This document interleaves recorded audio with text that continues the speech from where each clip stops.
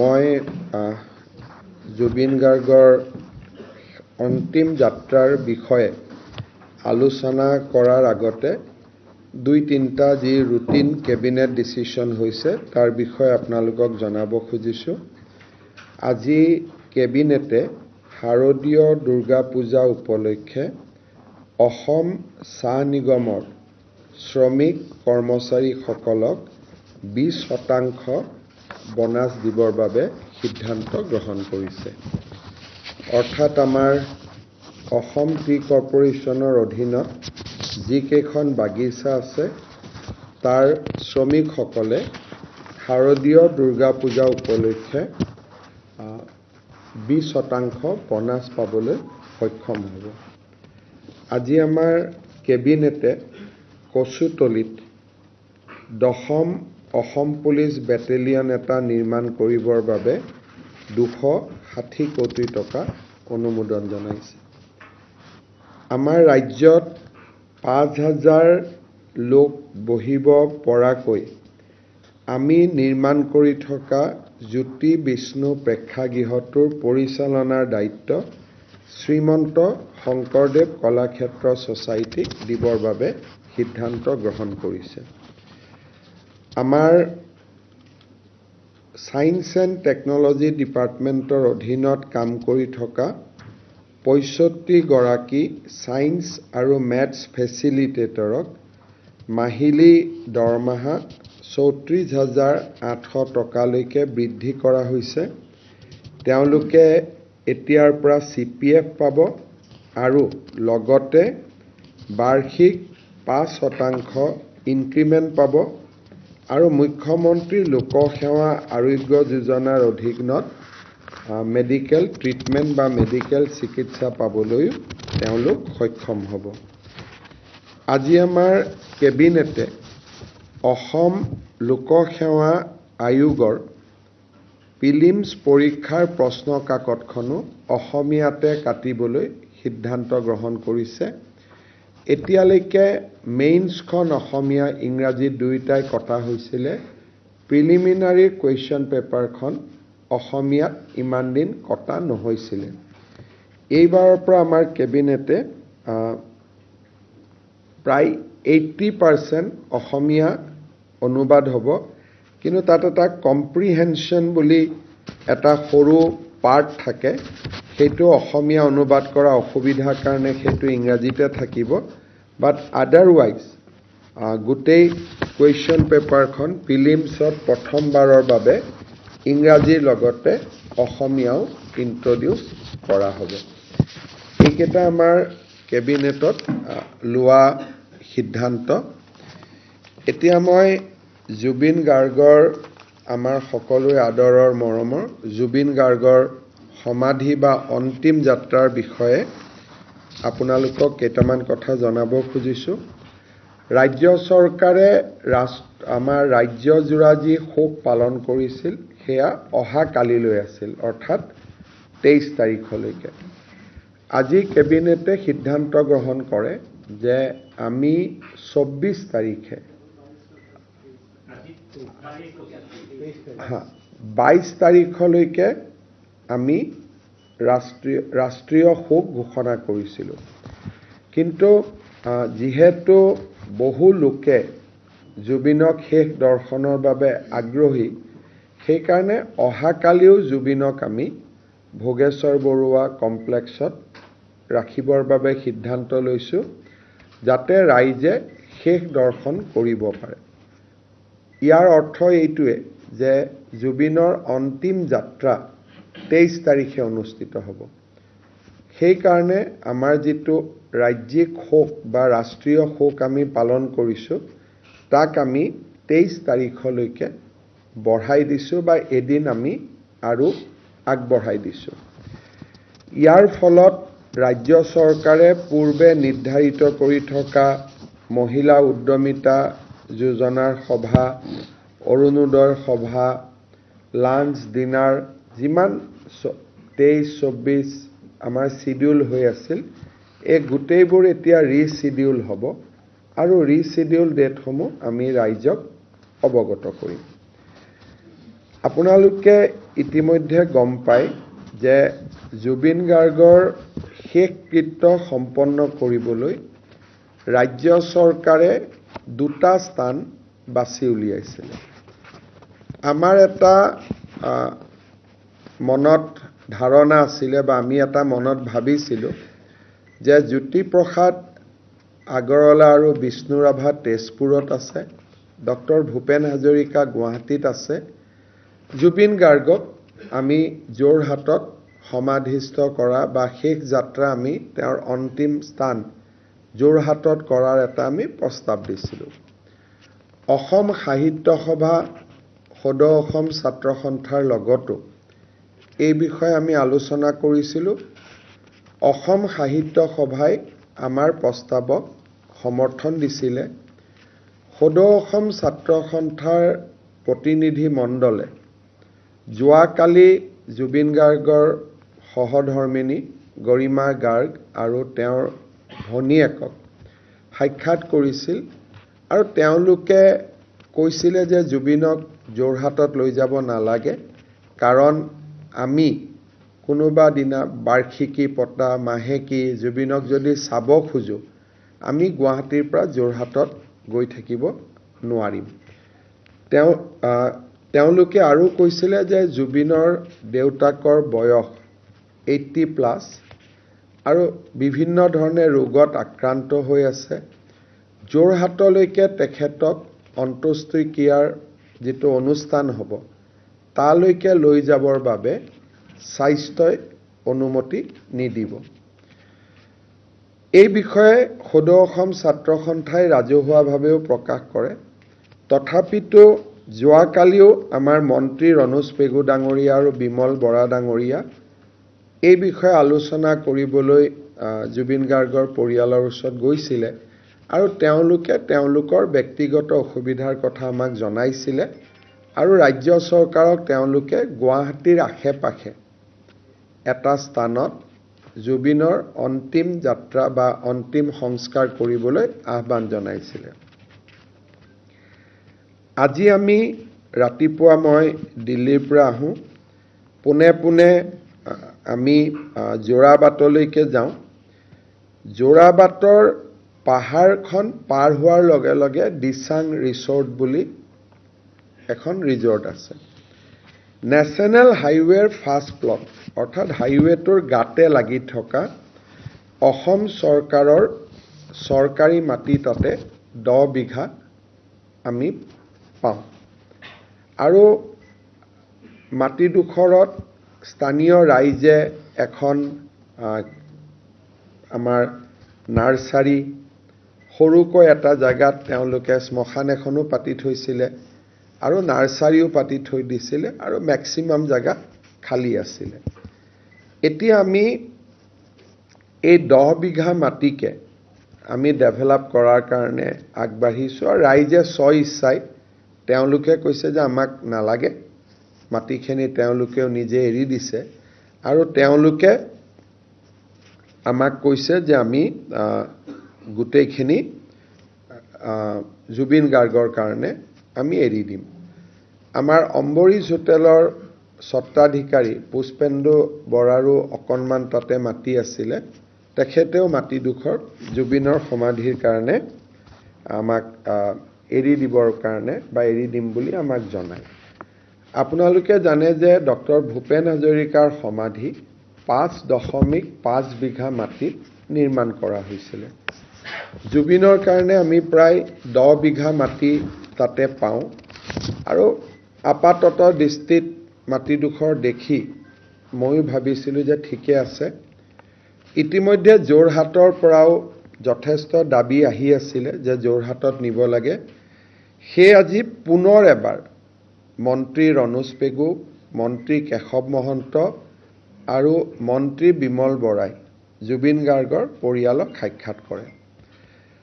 জুবিন গাৰ্গৰ পৰিয়ালে আজিও আমাক স্পষ্ট কৰি দিয়ে যে তেওঁলোকে যিহেতু জুবিনে মেক্সিমাম সময় গুৱাহাটীত কটাইছিলে আৰু গুৱাহাটীতে তেওঁৰ ঘৰ আছিলে আৰু জুবিনৰ পৰিয়ালটোৱেও জুবিনক চাব যাব খুজিলে সোনকালে যাব পাৰিব, যোৰহাটত সময় লাগিব, দেউতাকৰ অসুখৰো কথা আছে। এই গোটেইখিনি কথা কৈ তেওঁলোকে অসম চৰকাৰক এই যোৰাবাটৰ কাষৰ দিচাং ৰেজৰ্টৰ মাটিখিনিতে জুবিনক সমাধিস্থ কৰিবলৈ অনুৰোধ জনায়। বহু ৰাইজে বিভিন্ন পৰামৰ্শৰে চৰকাৰক অনুৰোধ কৰি আছে, কিন্তু এটা কথা আমি সবেই বুজি পাব লাগিব যে জুবিন গাৰ্গ চৰকাৰী ব্যক্তি নহয়, জুবিন গাৰ্গ চৰকাৰৰ মন্ত্ৰীও নহয়, চৰকাৰৰ বিষয়াও নহয়।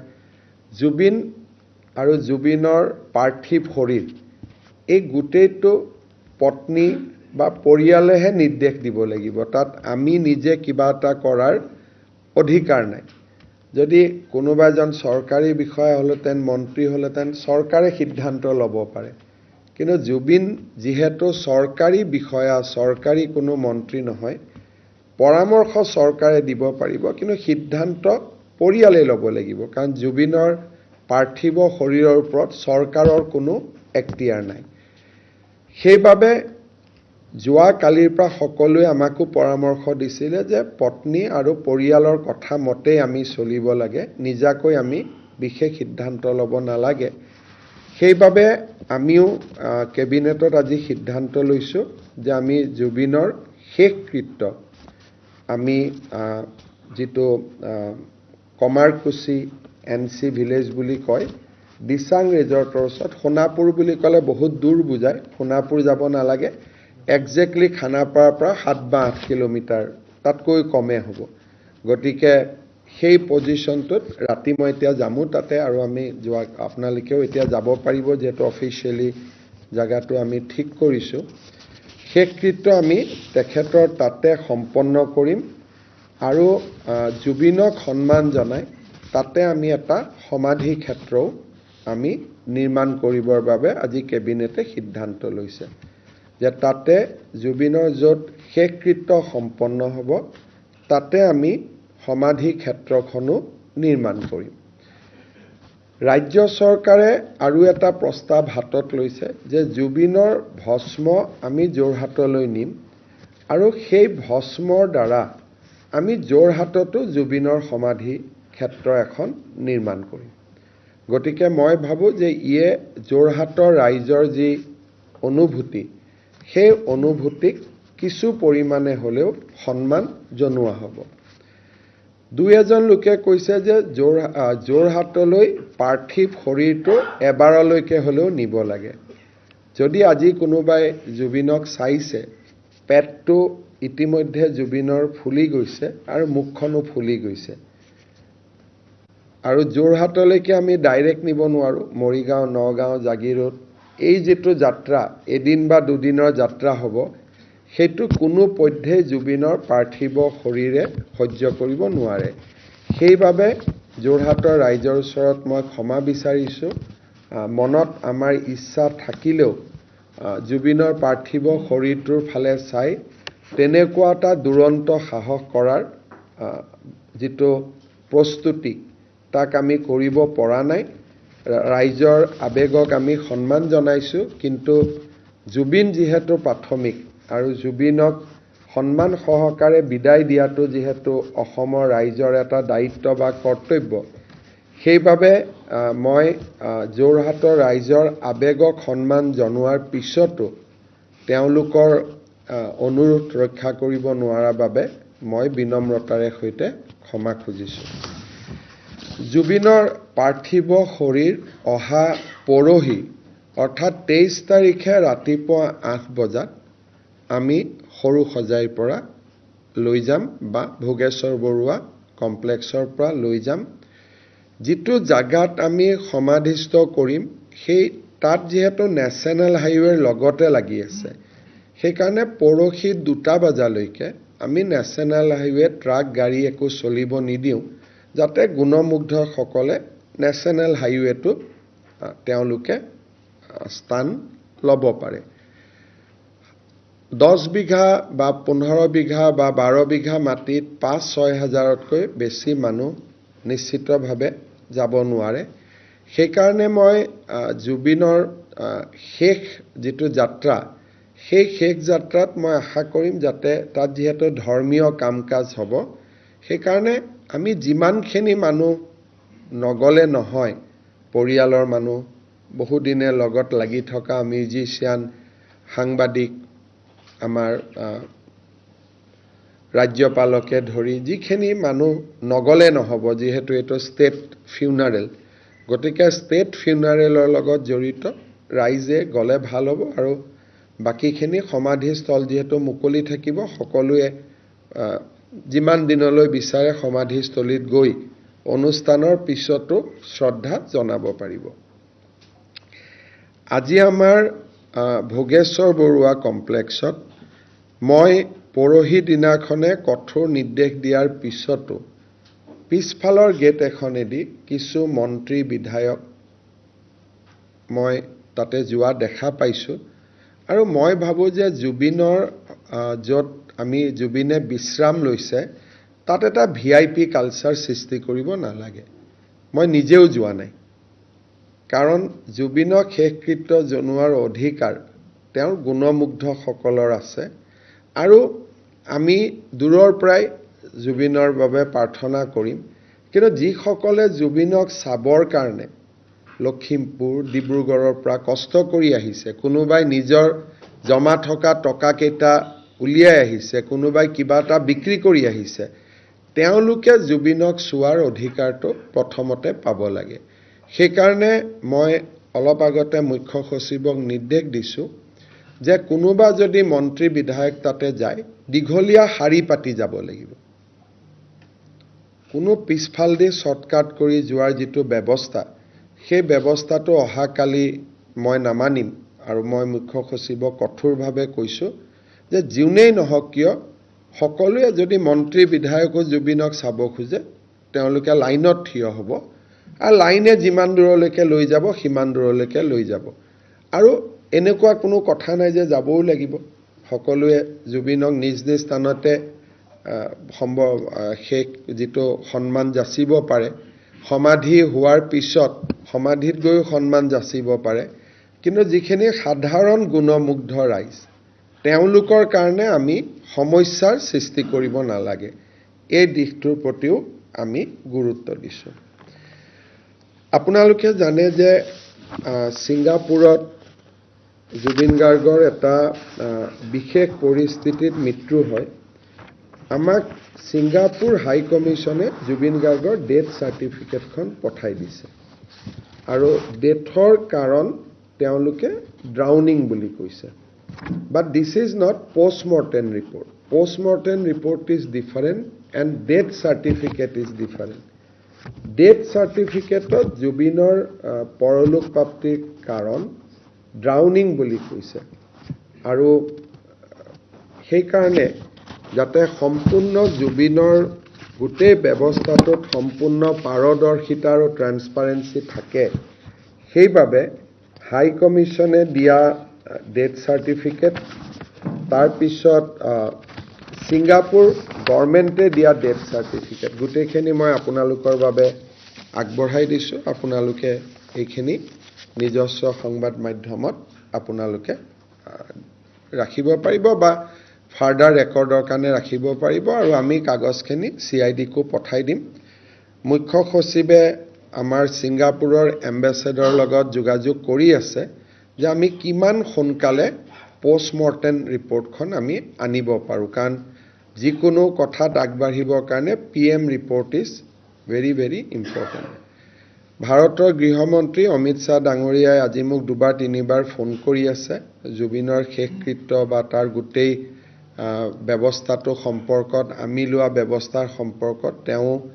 নিৰীক্ষণ আৰু পৰামৰ্শ দি আছে আৰু যি ধৰণে তেওঁলোকে সহায় কৰিব পাৰে তেওঁলোকে আমাক সহায় কৰাৰ প্ৰতিশ্ৰুতি দিছে তথাপিতো মই কৈছোঁ বিশেষ সহায়ৰ একো প্ৰয়োজন নাই আপুনি খবৰ ৰাখিছে সেইখিনি আমাৰ ধন্যবাদ তথাপিতো তেওঁ নিৰন্তৰ খা খবৰ লৈ আছে সেইখিনি কথাও মই আপোনালোকক জনাব খুজিছোঁ